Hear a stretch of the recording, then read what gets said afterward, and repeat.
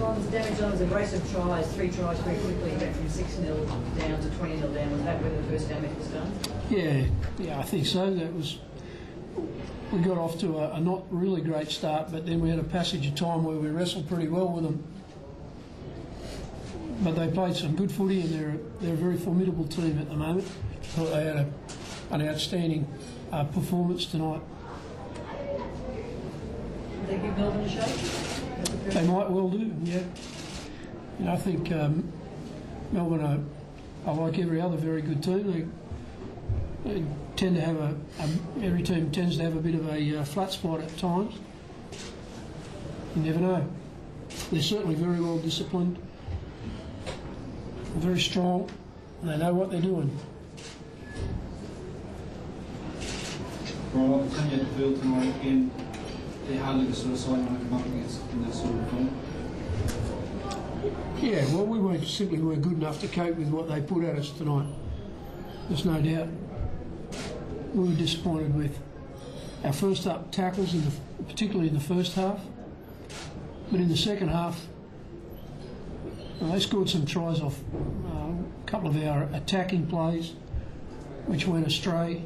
And eventually, when we started to find a bit of rhythm, we actually showed that we could cause them some problems. And consequently, we finished a bit closer to them in the second half.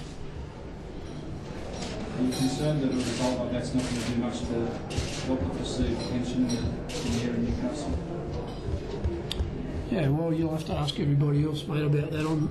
I'm happy doing my job. I'm quite comfortable knowing what I've got to do, and I'll just continue to do that.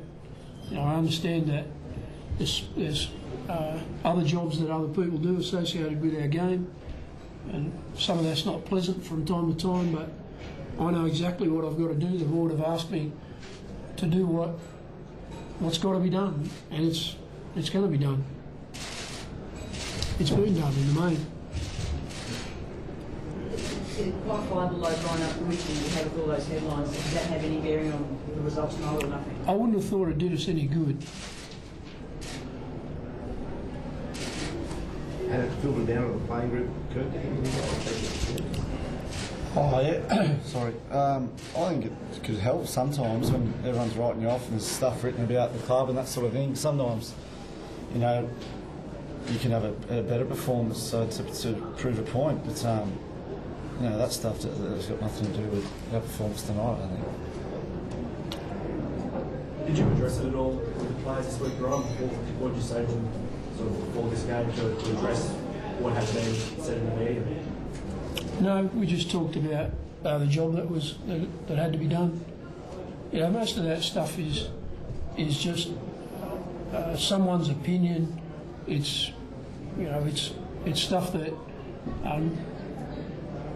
some sections of the media use as their modus operandi, and that's, you know, we all understand that. There's no dramas with that.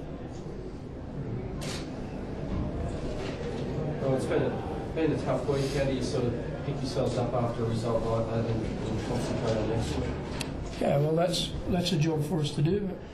We've got a 9-day turnaround to our next game, and it'll be a big one. It'll be huge for us. So our preparation will need to be good. And if we do that, we'll give ourselves a good chance of winning.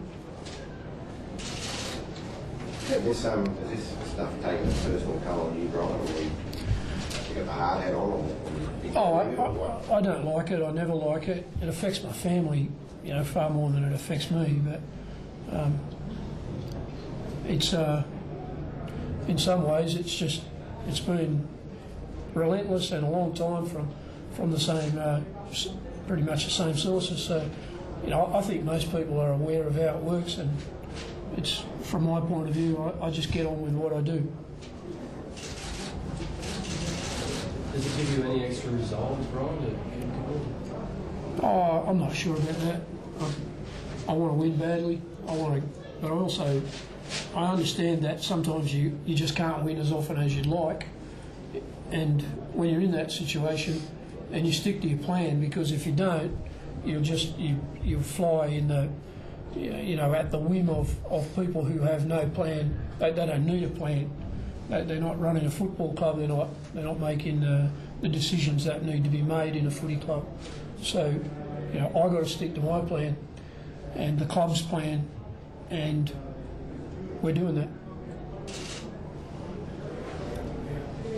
At half time today, the scoreline was obviously heavy in their favour. How do you sort of address the team in that situation?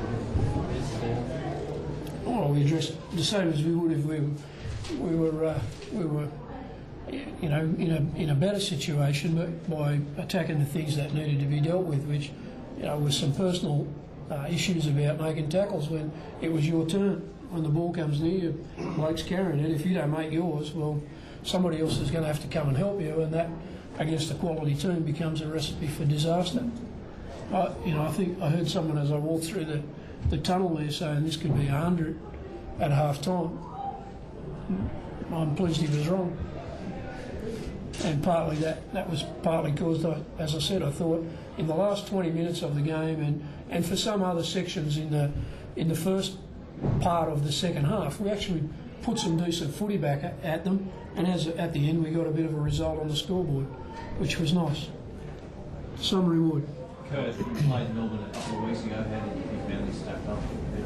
Yeah, they're a strong team. I think they're a bit different, I guess, playing. I think their forwards have got a good mix of, you know, some powerful, you know, fast forwards, you know, back rows, that sort of thing. But they've got forwards who've got a good offload, bigger blokes with offloads. So they've got a good mix, and yeah, I think they'll go pretty well.